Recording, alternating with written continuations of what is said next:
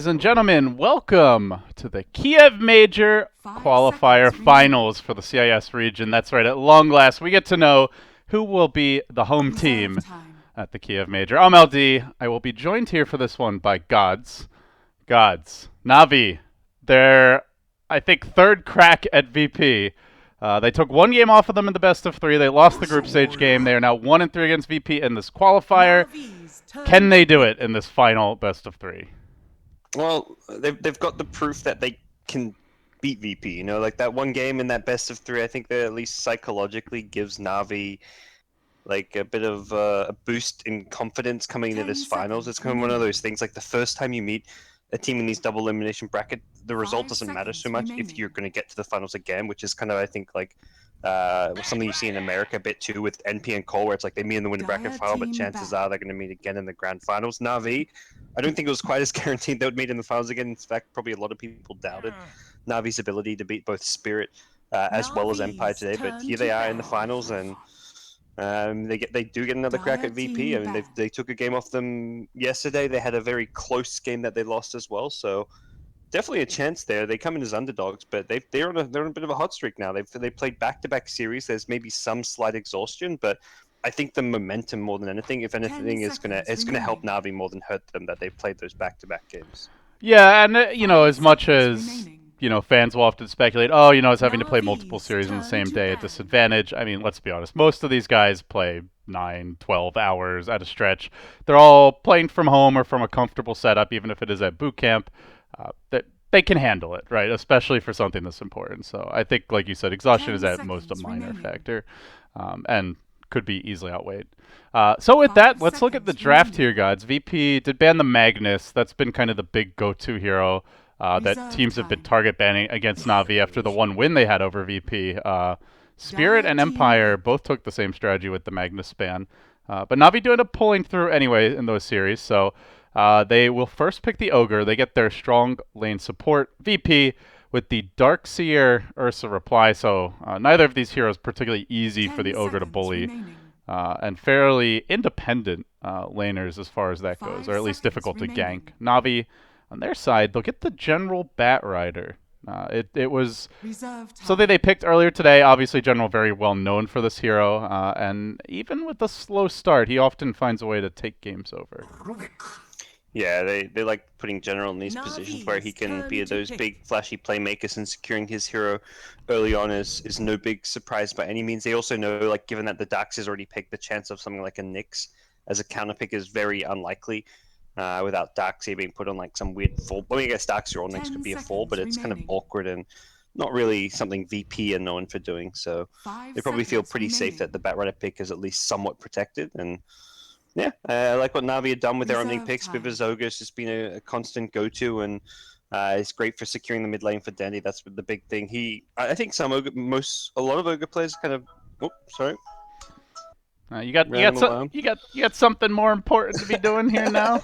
Tinder date. Oh, that's the make sure I don't fall asleep while waiting for the CIS. I was actually about to drag Ben off the couch there for a few moments. I was like, I think Gods may have fallen asleep. It's been a long day, but you're hanging in there like a trooper down under. So. As you mentioned, they like to use the Ogre to secure the mid lane, and for Dendy, I guess the question is, what is that mid lane hero? We saw his Ember in the nightcap to that last series. He played a lot of Shadow Fiend earlier today. At times, we've seen them run TA, though. I'm less confident we would see that against the Darkseer pick. But what's your expectation here for the Dendy hero? Looking at I guess it's probably going to be. Or is it that Invoker that has like a 30% win rate at this point for him? I think they avoid the Invoker. Like, as much as Dendy can play good Invoker, it seems like Navi as a team don't play that well around it, and they probably rather get something that can benefit a bit more from the Bloodlust. So the Shadow Fiend, probably one of the ones that stands out most to me. But they're likely going to wait to get a bit more info from VP, see what VP is going to show. Although VP do have that last overall pick of the draft, so likely saving that for their mid lane with no one taking that last overall hero for the draft. Sand King. VP grabbing the Sand King now. So excellent team fight with Darkseer Sand King alone, and still one pick to go. Looking for that no one hero to round things out. So, I mean, we're talking about what Dendy's going to play mid. VP will have the final response.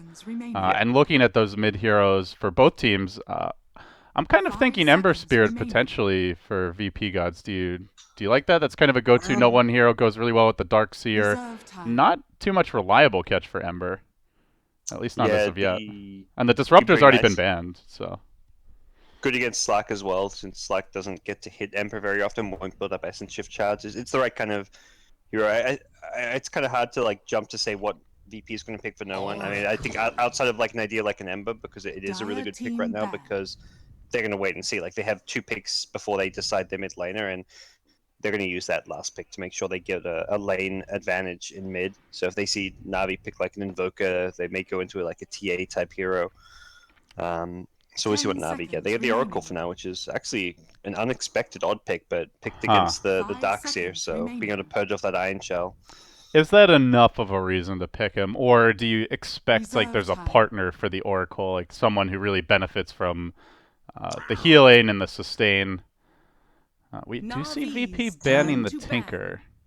It's been a fairly frequent ban against Na'Vi, and you know a lot of these games I'm like, are they thinking of some really strong like illusion carry, like Terrorblade mainly that comes to mind, but I haven't actually seen that type of hero come out. 10 seconds remaining. Yeah, I don't know. I'm never sold with Oracle picks these days, and I feel like teams are just gotten a lot more used to dealing with the hero and how the false promise works. Reserve time. And VP themselves likely can go into. I mean, they have a nice kind of bit of diversity with their damage up, with the physical damage from Ursa, the magic damage from the Sand King, the Darkseer. So I think something that VP always, where VP beat Na'Vi last time, was that mid to late game teamfight aspect.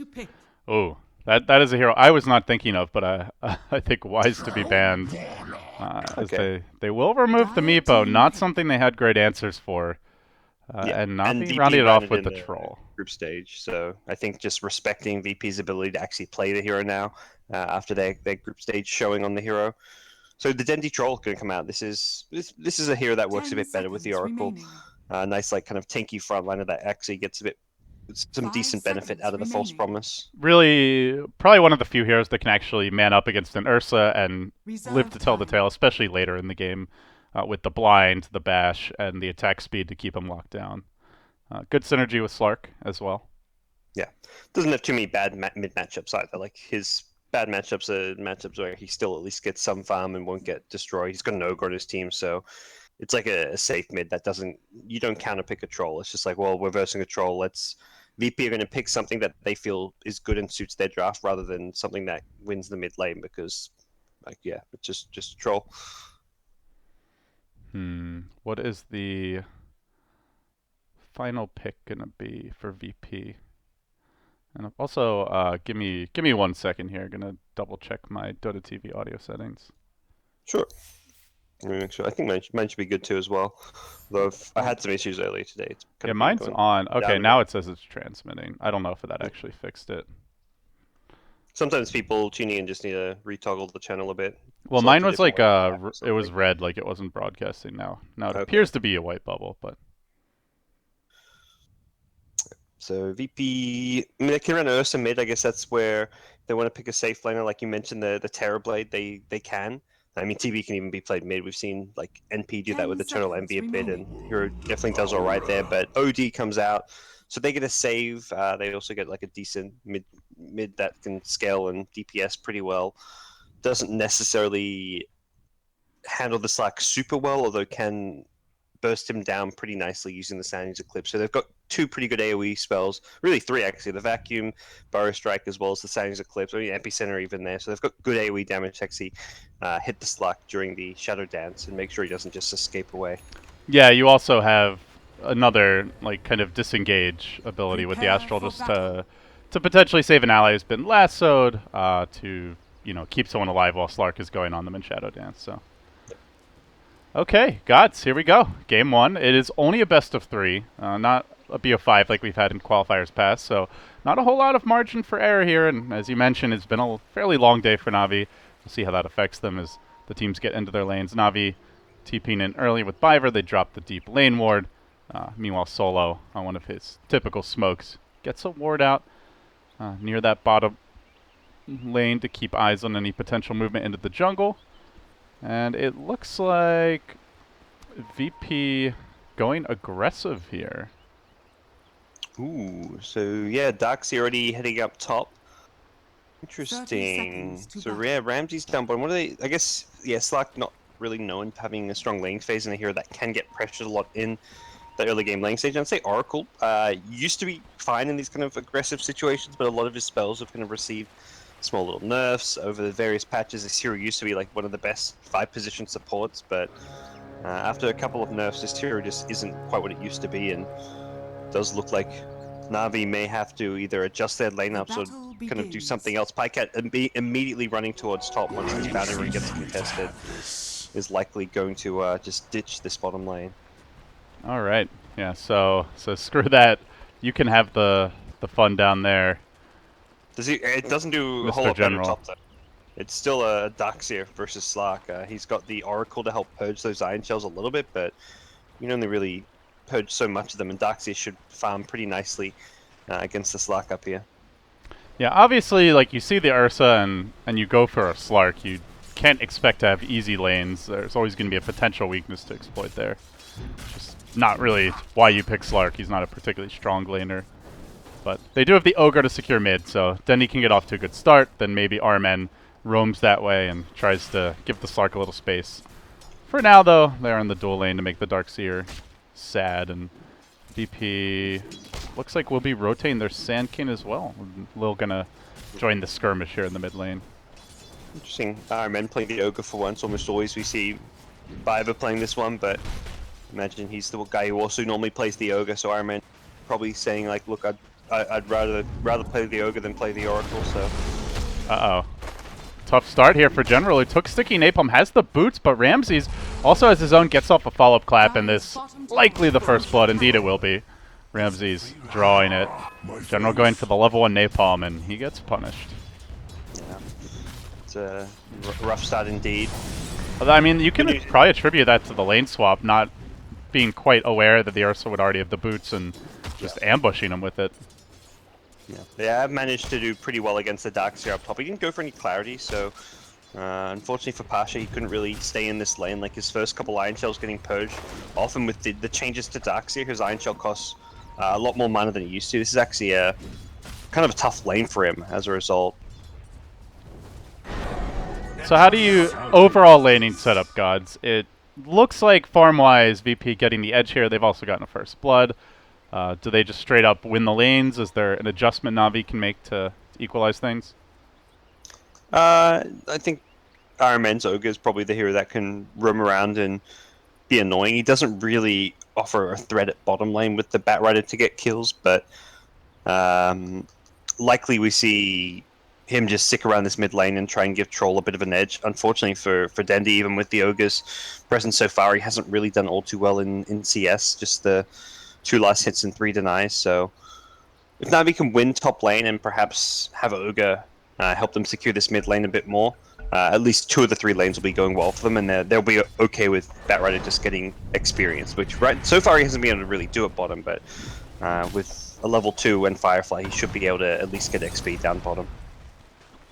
Alright, so Dendy definitely still getting that help from the Ogres. No one continues to receive a lot of pressure, but still CSing fine. 6-1 already. They're making the dive on bottom. They have found General again. 3 heroes converging on the Batrider. They're going to chase him through the tree line, but with the point in Firefly, he's not as easy of a kill. The Caustic slowing him down just a little bit. Juki back towards the tower. Armen tries to join the fray. Not going to matter. Suddenly, the Ursa converges on him. This could easily be 2, maybe 3 Na'Vi heroes going down, as the Ursa is just going to be king of the castle at this point. Finds another. Lil getting the last hit, and VP just walks away. The trickle in effect simply does not work against Ursa. Yeah, that was a bit of a disaster. 1 by 1, just feeding the Ursa. It looked like Bat was trying to Firefly onto that little poking out cliff point at the bottom of the map where you can plant wards, but couldn't. I don't know. Pathing, I guess, stopped him from doing so, and didn't really have a good escape even with Firefly up, so that was the Ogre rotating off the mid lane, which means Dendy's not getting that help. They're already losing bottom lane. They lose it even harder now with the extra kill being given up, and just the 1 lane up top going well for Na'Vi right now. I mean, in good news, it's going super well. He is 20 and 11 already. as a Slark.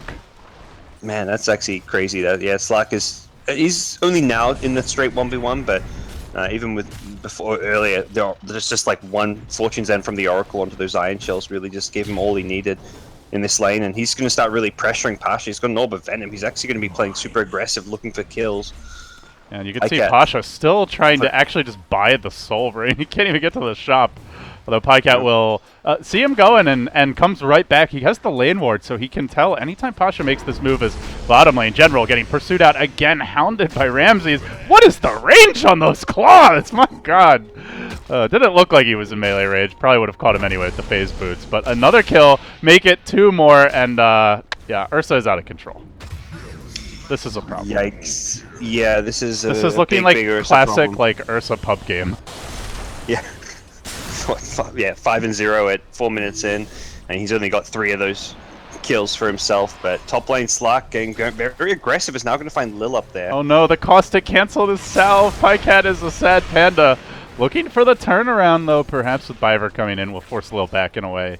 So they go back to their tri lane. They stop trying to help General. They're just going to leave him against Ramses. And Ramses is going to rotate, at least for now. Looks for that haste rune. Perhaps no, just the courier. We'll grab some clarities here. Head back to the lane, but yeah, he doesn't really need help. I mean, at this point, even if he can't kill Bat, he can certainly zone him pretty effectively. Oh yeah, and he's going to get a fast level 6 now, so even ganking him gets more difficult with the damage block and the turnaround potential with the enrage. So this bottom lane Ursa becomes a nastier and nastier problem. Solo's just heading back, but I think this is where if you're a support like Solo, you're yeah, let's play around my Ursa. He's pretty strong and scary right now. If I'm near him, I'm probably safe. I can get some wards down, set up some kills, and that's where you're going to get the most done. So he's back down bottom with the Ursa. It's not like if you're Navi, you're like, oh yeah, let me just go scout around the jungle by myself when Ursa's missing. Yeah. Probably not the case. Mostly just look at this top lane as like a lane where heroes like Sand King and Darks are going to go to leech experience, so you don't really necessarily want to try and fight up top. You just want to send like a Sand King to leech XP and get some farm where possible. The one lane I'm a little curious about, guys, does Troll normally like struggle this much against an OD, considering he's gotten a lot of help from his Ogre, at least the last few times I checked the lane, the Ogre's been there. Should he not be CSing better? I think the denies are really good for Dendy. That's something where normally OD can secure CS pretty well using the Astral, and he is leveling up the Astral as his primary ability. So, given that no one's leveling Astral, I'd say this is like pretty normal in terms of the CS. Okay. Perhaps Troll a little bit under where he'd want to be in terms of his CS, but the denies is definitely a positive sign. Yeah, it's a well-documented aspect of Dendy's laning that he really does prioritize denies more than other mid laners historically, so could play into it as well. Yeah, he's one of the players, if he can get a CS or a deny, he'll normally choose the deny over the CS. What a jerk. Oh, Lil using the Burrow Strike here on an Ogre illusion. Pycat wants to punish that. He pounces in off the mark though, and now Pasha back into the fray. Pycat level 6, so he should be able to get out of here no matter what, barring a catastrophic error. He will get burrowed though. Still not using that ultimate. He's been healed up a bit longer. He finally has to commit it just for the extra move speed, but VP continuing to chase. So they blunt any potential upcoming aggression from the Slark.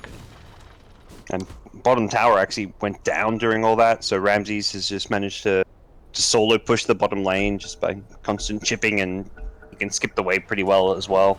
So his Helm of the Dominator going to be up very early on, and getting a creep at like 8-9 minutes in as a Nursa is going to allow you to really just roam around the map, play super aggressive. There's a lot of good creeps you can get to really benefit you. And Na'Vi are going to be... Oh, look at this aggression, gods. They know Batrider's off the lane. They're not going to let him farm in the jungle. Straight onto him. Ramses will move. One more attack to actually make it 2. Grabs another kill, so already a dominating streak. The jungle isn't safe. The lane isn't safe. And soon, Roshan won't be either, as you mentioned. About to get the Dominator. Oh, he's got the Elf as well. Yeah, the Dominator means he's probably taking Roche at level 8 with Fury Swipes if he wants to, since the creep can tank Roche for you. Doesn't have to go for Roche, and you can just look to continue to snowball, but getting an Aegis early on is definitely a nice thing to do. And he's smoked up with Sand King, so this could be for Roche, could be for making a play. We'll see where the priority lies for VP. Not a whole lot of mana on Lil, so Looks like it will be into the pit. Can Na'Vi... I mean, even if they knew about this, could they contest right now? They don't feel very strong. Not really. I guess VP aren't grouped up around it. They're just relying on the sneakiness of smoking in there at this stage to get Roche. So Darks is not really in a position to do much, neither is OD. So if they had there with numbers, they could have done something about it, but it would have become very obvious. Lil didn't even attack. He stayed smoke in the Roche pit, so if they came to contest it, his smoke would pop and he'd know that that heroes were nearby. So General ends up moving to the off lane, and guess who's there to greet him? It's his old friend Ramses. Shows himself in the lane. And reinforcements have arrived in the form of Lil. Gets a surge into a burrow, but General barely able to sneak over the cliffside there and back to safety. As that first... one of those first troll ultimates does get used. Dendi just taking over, farming the Ancients. They drive General off the lane, and they go straight onto the tier 1 tower, so... VP, very aggressive laning stage, really trying to secure map control here. Setting up for a second Roshan perhaps down the line. And for Na'Vi gods, I guess the question becomes, like, how are they going to start asserting some map control, taking fights, or do they just have no ability to do that for the next 10, 15 minutes? And assuming VP pushing with enough numbers, I don't really think there's Na'Vi have plays they can make because they have no blink on Batrider, they have no initiation item on Pycat. He doesn't have his Shadow Blade or his blink dagger. So Troll doesn't really have too many items. I guess the Troll Helm of the Dominator you can make some plays with and make see like a smoke with an extra creep, but given that right now VP have Aegis, this is very much a Na'Vi, like for Na'Vi. They're going to be looking to keep away from VP during this Aegis period. Problem is, Batrider is miles away from a Blink Dagger right now. Oh, Lil pulling out the jukes, breaking some ankles in the bottom lane. Biver trying to catch him out with the Fortune's End, but just a calm Sandstorm dodge and then do away. So VP just outmaneuvering Na'Vi around the map there. Yep. Going to smoke up as a pack of 3, head towards that bottom lane where they do have a ward planted. Sentry Deny was attempted earlier, unsuccessful. And let's see which way they go. Looks like they will find the Slark, and they do it. Before he's able to get off a Dark Pact, he's just going to go down without a fight. The lone ray of hope, really, for this Na'Vi squad also bites the dust. So the pressure mounts. All the while, no one... Yeah, by the way, has a Midas. Kind of just quietly farming away in the mid lane. Significantly ahead of Dendi now. Mostly due to the tower gold, but has not had any pressure. There is an OD in this game, guys, lest you forget. He doesn't even have to enter the game, you know. He can just stay out of the game. He can keep jungling. He can keep farming his lane. His team's probably just giving him word like, look, they can make all these aggressive smoke moves without the involvement of the OD right now. He can continue to farm the lane and the jungle, which he's been doing so far. Level 10. He's not as farmed as the Ursa, since Ursa's had the tower gold at bottom, the Roche money, the kills, but if things kind of continue at this rate, OD is going to catch up to his own Ursa, maybe even overtake him just by the farming efficiency of the Midas. There's a blink on Ramses now. He scouts with Big Bird. Yep. This is a slightly more vicious Big Bird than what you might be accustomed to if you were a Sesame Street fan. And this is the first smoke from now. It kind of feels like the blink of General is too far away. They're just going to go for something. Saw a Batrider earlier today in the Chinese qualifier from July, and like he had a rough start, but he just said, "Look, screw my blink. I can make plays with just lasso," and that was kind of their way back into the game. And I think they need something similar from General. Oh no! They find Lil. He burrows, TP's out, and just no way to stop it.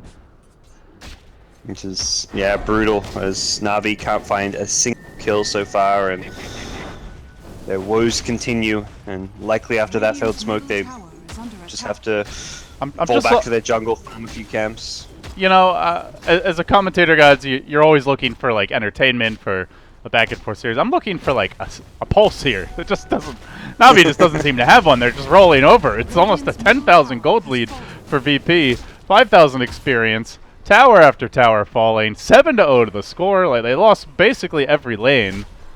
Well, hell, I would say every lane, considering Pycat has since died, so you can't even really say he won in the end. Well, when's it gonna happen? It just doesn't seem like it. Solo moves in. He struts up onto the Ogre, and they will quickly bring him down, even managing to steal the level 3 Bloodlust. So guess what? It's so Ursa needed more attack speed, more move speed. He's got it now. That Yeesh. may actually be the best spell you could steal on the entire Navi side right now. Perhaps the Battle Trance is better. I take the Bloodlust over the Battle Trance just because it's 100% uptime. Oh, and the move speed is ridiculous. Yeah, it's better. It's better than the Battle Trance, really. So I don't really feel like there's a better spell to have for the constant fighting. Like, yeah, there's some, like, a False Promise could be good, but you're not really ever in danger of dying. You're so far ahead. You're so strong. This just enables your cores to do more and more damage to get more and more out of control. So we'll see how this works. I think item-wise, like, I mean, to talk about what VP can look to do if they want to keep getting further ahead and control and close out this game. Getting items like Desolator on Ursa could be really good this game.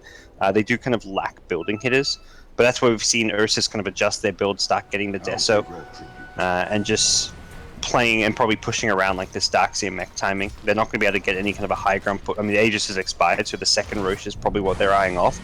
And perhaps the second Roche that they're going to give to the OD rather than the Ursa, but we'll see if that's the case. But as it stands, they're very, very far ahead. Well, you can see the Navi game plan. They're somewhat cowering in the darkness, just eking out little scraps of farm wherever they can. Guerrilla warfare tactics, deep beneath enemy lines, hiding in the trees. As well, VP are ready for that. They scan, they find General, and they massacre him again. So another death for the Bat Rider. I think at this point, you know, maybe you just start building your drums, because getting a blink just seems like an ambitious task. General's worst games I've probably seen all qualifiers from him. Is this the fuck General strat?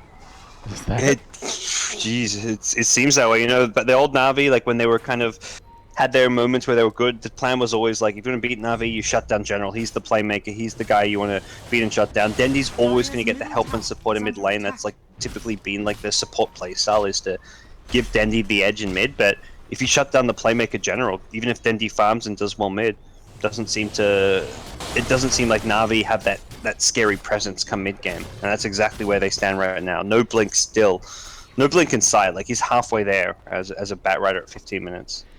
And that should be said, I guess, as far as Navi's prospects go, they do have great late game. They have Battle Trance, they have a Slark, they have Bloodlust, they have a pretty good scaling support in the Oracle, who doesn't need a whole lot of farm.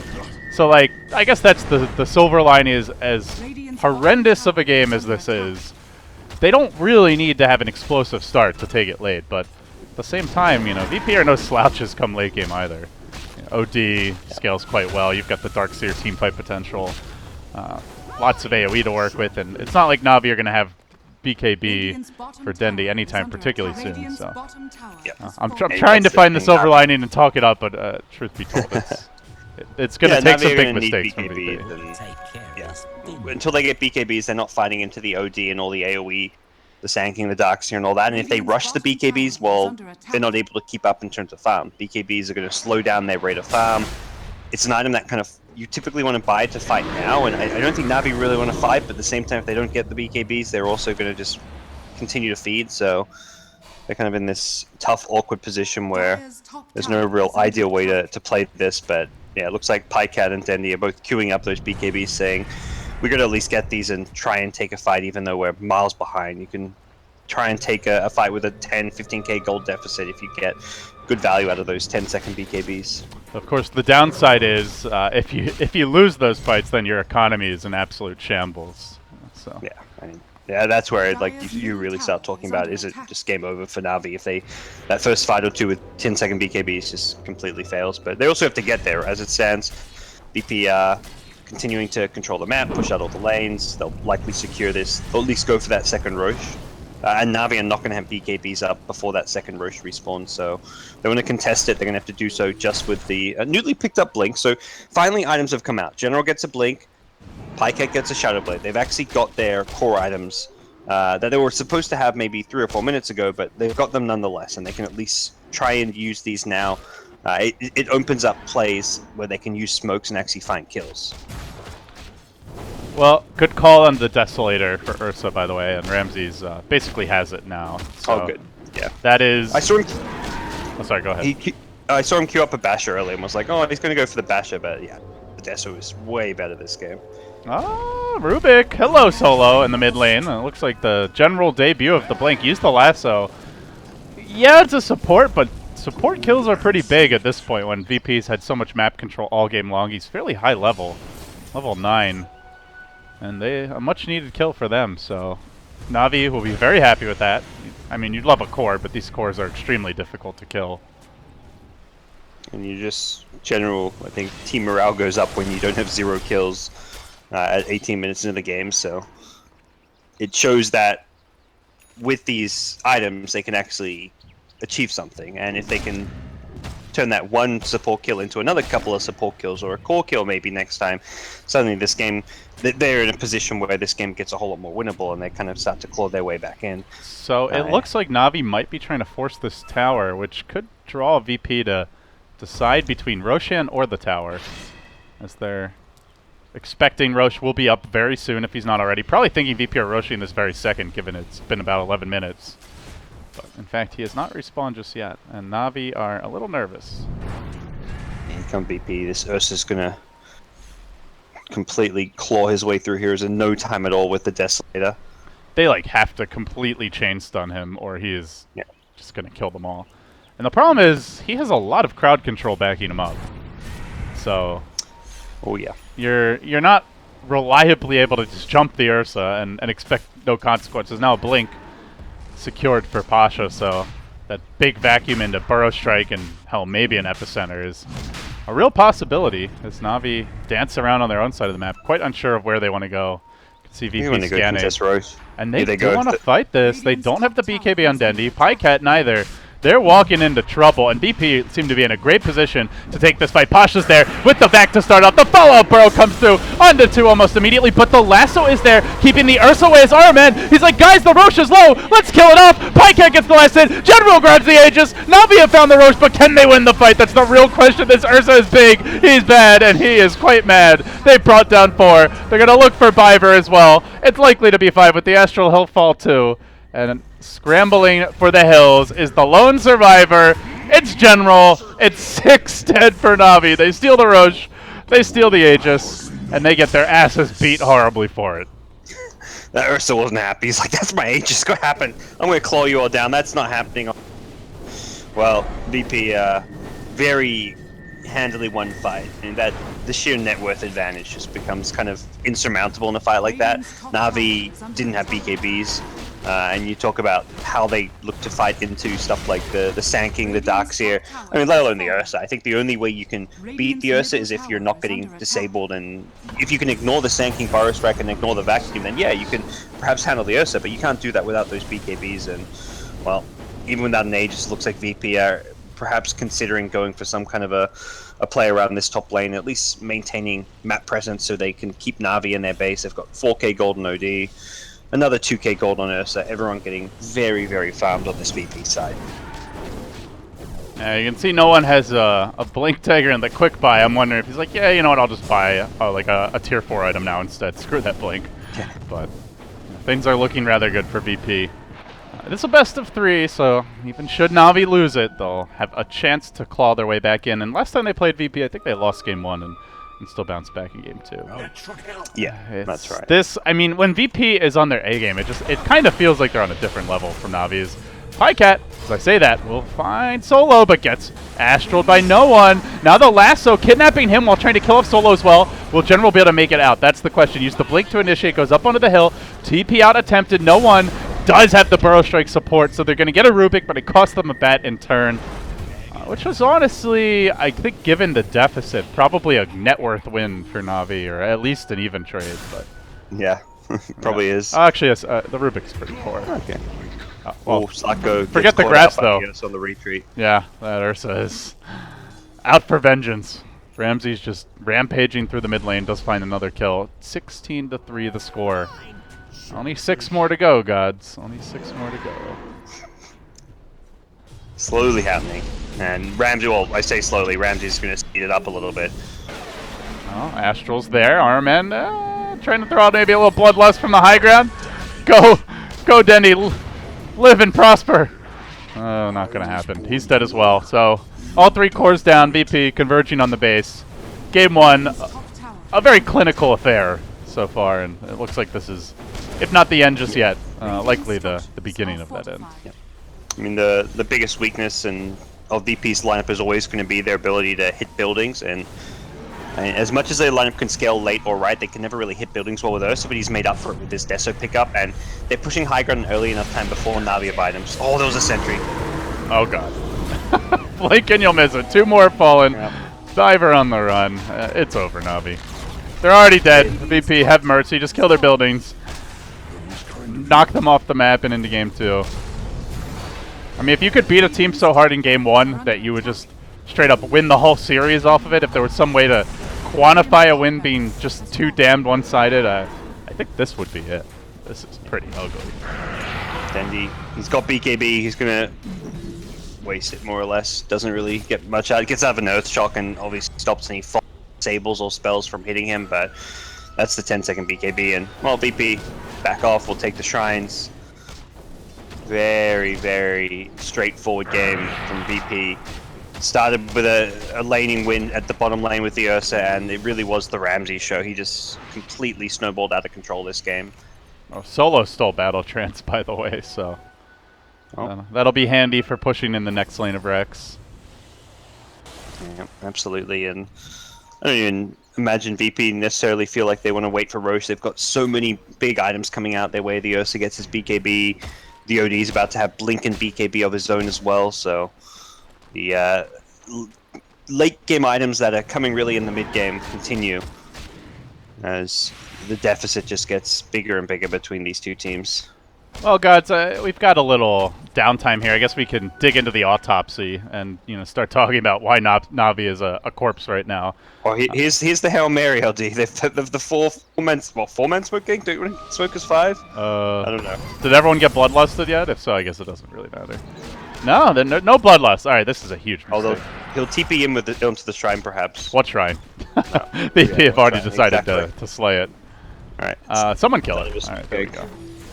But yeah, speaking about the autopsy here, like, where did it really go wrong for Navi? Do you think it was the laning setup? We'll see this last fight momentarily. Blake, vacuum, BKB from Denny. He immediately scrambles away. Pycat also gets off the Shadow Dance and will likewise retreat, but the buildings, they can't run, and VP are coming for those as well.